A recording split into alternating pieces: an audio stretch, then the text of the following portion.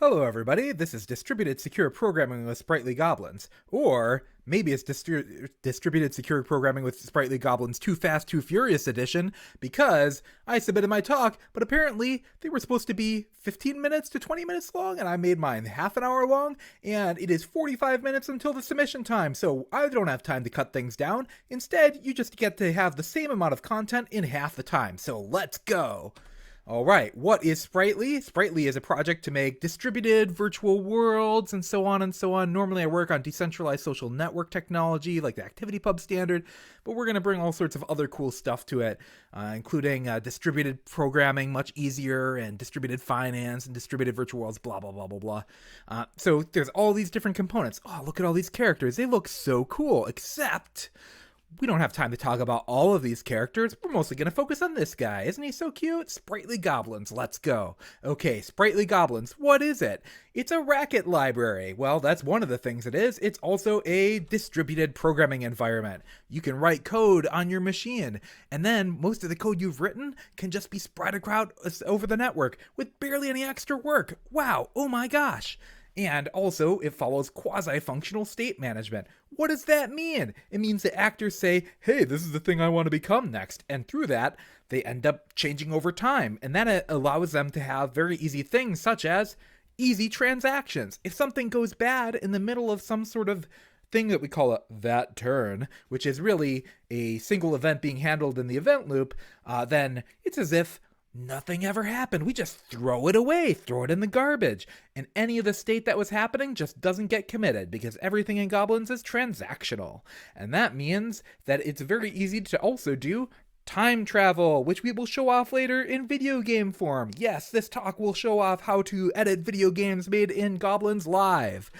And next, Spritely Goblins, what else does it provide? It provides a security model, where it follows a security model called Object Capability Security. What's the core idea behind Object Capability Security? Only that you already have the right security model in your programming language. Don't add anything else. You're just making things complicated. Program the way you normally do. Let's just take that seriously, and then that'll be our security model. Okay, so here we go. This is Spritely and the way that it looks like in a Goblin system in kind of an abstract nutshell. Basically, here are all the layers. We've got machines. You can imagine what those are. We've got VATs. Those are basically event loops. We've got then we've got mappings of actor references to their current state behaviors and something we call it an actor map. And here in this drawing, you can see, oh, Alice has a reference to Alfred. Alice has a reference to Bob. Bob has a connection that goes all the way over the network to Carol. And also on the other side of the network, on machine 2, Carlos has a connection that goes all the way back over to Bob. Nobody on the second machine has a connection to Alice or Alfred, though. Okay. That's upheld through the system that we have here. And built on top of this idea is we're following something called the classic actor model.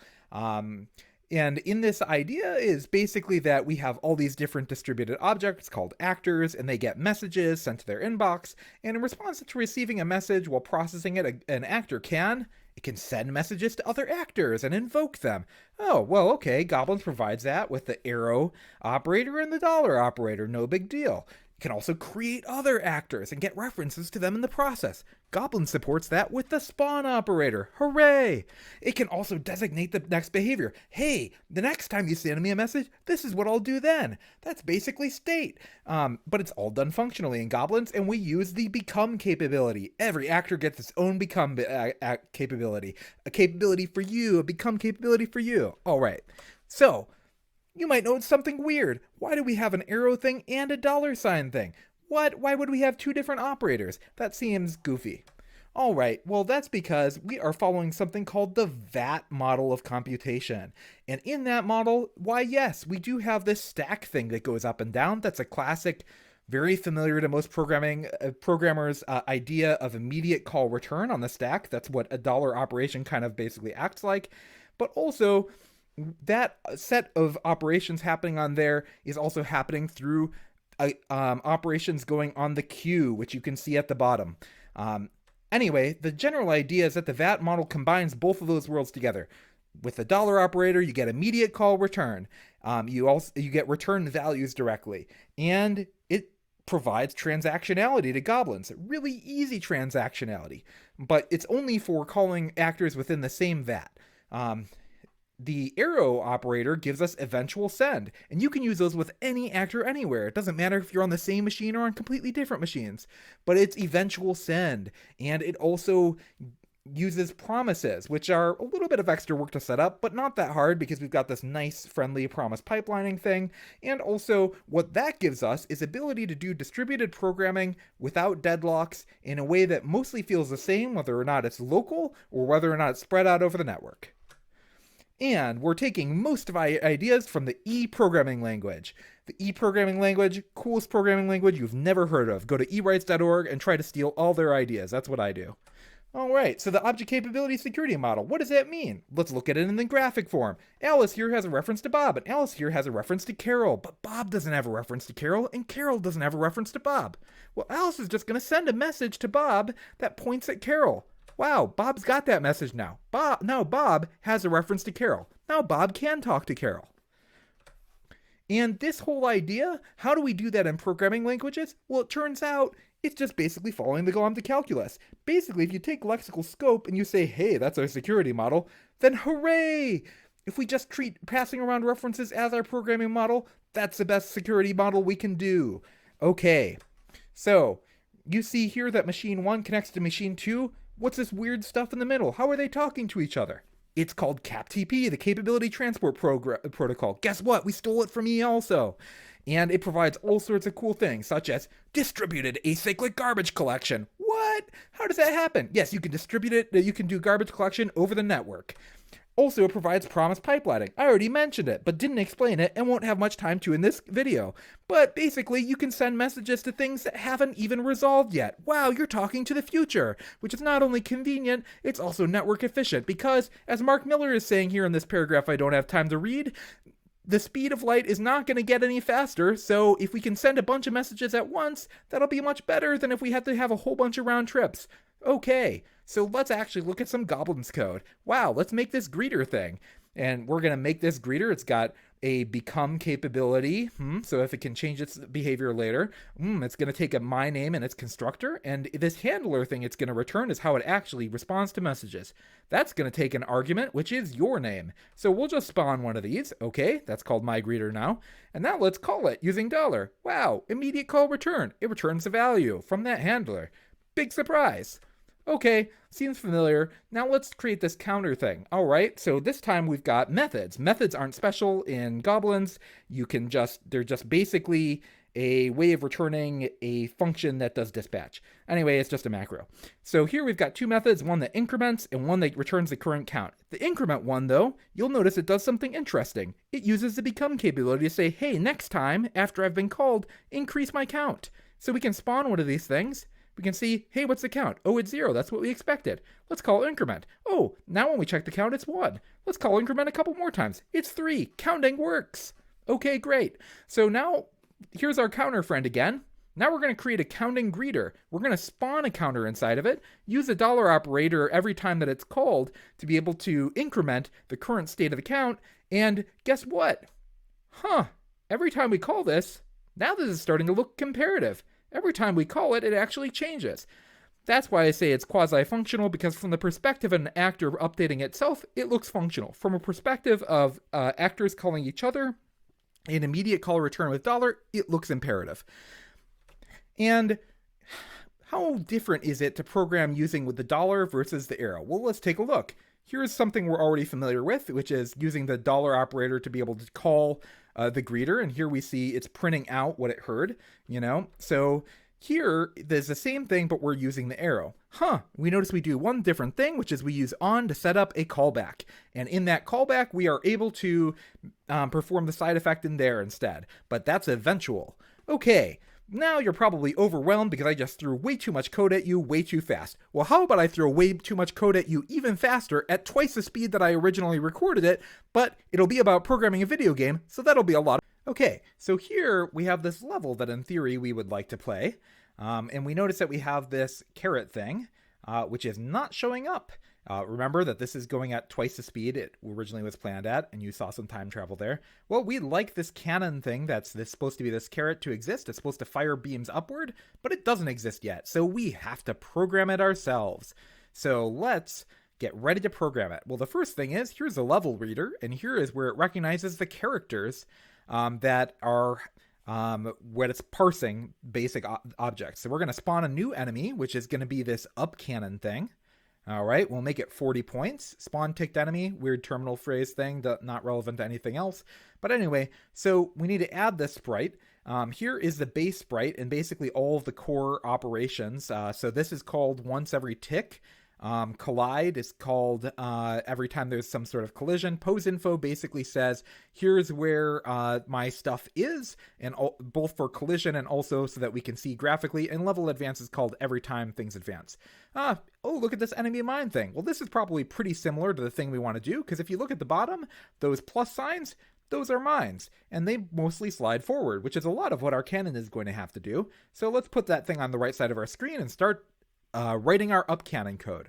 Okay, so the first thing is that it's going to get a become capability, which is how it can change its state. It's going to get this ticky thing, which is specific to terminal phase and is really how you talk to the game engine. We're going to get our initial X and initial Y coordinates, and then we are going to define X as being a cell, which is basically something we can change over time that starts as the initial X, and then do the same thing with Y, starting with the initial Y, and okay, so we're going to define some methods. We're going to actually extend the base enemy behavior. So if none of our methods are called here, it'll just fall back to base enemy. We're going to define a pose info thing that says, yes, I will return a position info that says I'm at my current X and Y. I should be represented as this carrot character, and I should be bright cyan, and put me on the enemy layer. All right, let's see if that works. Boot it up, beep, beep, beep. All right, here we go. Oh, well, it's there, but it's not moving with the screen, and we can't attack it. Well, we want to attack it. All right. We also want it to move. So let's deal with moving first. Here we see that the mine is using this screen slider mixin. Well, we can add one of those, screen slider mixin, and they work a lot like Racket mixins, pretty much exactly the same. We're going to give it our X and Y, and we're also going to give it the ticky, and that'll wrap the base enemy with the screen slider code, and then, our methods will actually wrap that code. So let's give it a try. Yay, it's moving, but we still can't kill it. We want to kill these things. What can we do? All right, let's change it. So here we see that the mine has this healthy mix-in. Let's just copy that idea. Get a healthy mix-in here, and we're gonna give it the ticky, and we're gonna say, let's give it 3 health. And that's going to keep track of the state of how much health is available and also kill this thing when it's appropriate to kill it. So now we are going to actually wrap the methods that we have with a healthy mix-in. And that should actually take care of the health for us. Let's see if it works. All right. And you can see that it's very similar to the way that the screen slider mix-in wrapped the other code, but this time we're wrapping our code. All right, that we just wrote. So anyway, yay, we can hit it and we can kill it. Also remember, this game's running at twice the speed that it normally does because of this sped up version. But it doesn't do quite everything we want because it's not firing anything yet. So let's make it fire things. So why don't we actually switch between 2 states? The first state is going to be the idle behavior. Terminal phase runs at 30 ticks per second. So why don't we just start with the idle behavior being at say we'll count down from 30, and we'll also make this firing behavior in theory, but we'll figure out what that is later. So next we need to, what is it that we need to do? And actually here I make mistake. You get to see it live with my corrected voiceover. I thought that it was on level advance. It should have been tick. Watch the bug that happens. Okay, so if the countdown goes to 0, then we're going to become the firing behavior. Okay, that part's correct. But if it's not at 0, then we're just going to subtract the countdown and retain being in the idle behavior, but just with a lower countdown. So that part of the code is correct. That's not where my secret error is. Well, it's going to be not so secret soon. So how should we define the firing behavior? Mostly the same, except we're going to make it flash yellow. And we're going to swap out that we're going to maintain the firing behavior and switch to the idle behavior. Okay, that makes sense. But remember that constructors have to return what their initial behavior is, and our initial behavior should be the idle behavior. So let's see if that works. Let's boot it up. And oops, now you can see the mistake. The mistake live. It just stayed there on the side of the screen. Ah, that's because I gave it the level advance thing instead of the tick thing, so it's clobbering the screen slider. It should have been every tick that ended up counting down. Now let's see if it works. Oh, it does work, and you can see they're pulsating. Bloop, bloop, bloop, switching between blue and yellow. So we know it switches state, but it doesn't fire anything yet. So now we need to actually fire something. And in theory, we want to do it whenever it's counting down in the firing state. It's just going to emit a beam. And I've already written the beam code. Enemy bullet, up beam. So let's spawn one of those. So we can just do that inside of this begin here. That beam is going to take care of all of its own work to move upward and handle its own ticks and stuff like that. So here we're going to tell our ticky, actually we need to create a new thing that is also going to be managed by the game engine. So we call the toTick method, pass in a procedure, and again, the ticky is very terminal phase specific here. We're gonna spawn now the enemy bullet up beam and give it its own ticky, as you can see right there, and have it start out with the same X and Y that we start out with. And let's see if that works. Does it work? It does work! Hooray! They're firing the lasers! Firing lasers, bloop, bloop, bloop, bloop, bloop. And, we died. But remember, we have time travel. And all of that code we work just composed with the time travel that terminal phase already had. Hooray! Isn't that amazing? Let's continue. All right, so that was all cool, but what are we going to use it all for? Well, the end result, I already mentioned, yeah, let's do virtual worlds and Spritely and stuff like that. That sounds way too ambitious. Well, we're going to do it anyway. And the reason we're going to do it anyway is we know it already can be done. Here's Electric Communities Habitat, done in the mid to late 90s. And it turns out that's where the E programming language came from, and they did do distributed programming. And they solved a lot of the ideas that we want to do here. And Hyptis is an example of something interesting and cool that combines, we're going to look at this as an example to see why we want both the arrow and the dollar operators. So the distributed finance system in Spritely is not going to be as advanced as some other things like Agoric, but it should still be pretty advanced and useful, more used for things like games and, your local mutual aid network, etc., etc. But it's not really that hard to use. So here's a very simple example using one of the most basic and easy to implement object capability financial instrument ideas, which is just making a very simple mint. Okay, so here we're going to spawn a mint. This is basically like making a new fiat currency. So we spawned this mint and we're calling it Minty. And now we're going to make a purse for Alice. Hooray, we control the fiat currency. So we're going to say, make a new purse and put 500 Minty coins in it. And Alice, here, have that purse. And okay, Alice has that now. And let's do the same thing for Bob and give Bob 100 Minty coins. Bob, have some money. Here's the purse for Bob. Alice cannot access the purse for Bob, and Bob cannot access the purse for Alice. No big surprise there. Makes sense. Reference passing, etc., etc. So what happens here on Alice's machine? We're going to say, Alice wants to buy some cookies from Bob. So she's going to send to her purse, hey, sprout me a new purse. And we're going to call it payment for Bob. And now I'm going to deposit money from Alice's main purse into the payment for Bob. And then we send that payment to Bob over the network saying, hey, I'd like to buy some cookies. Have this purse that only has 250 of my Minty coins in it, as opposed to all the 500 Minty coins I have. And then on Bob's machine, Bob's going to be like, oh, okay, now I've got that payment for Bob. I'm going to deposit in my account for the cost of that item. But Bob can't deposit more than what Bob was allocated.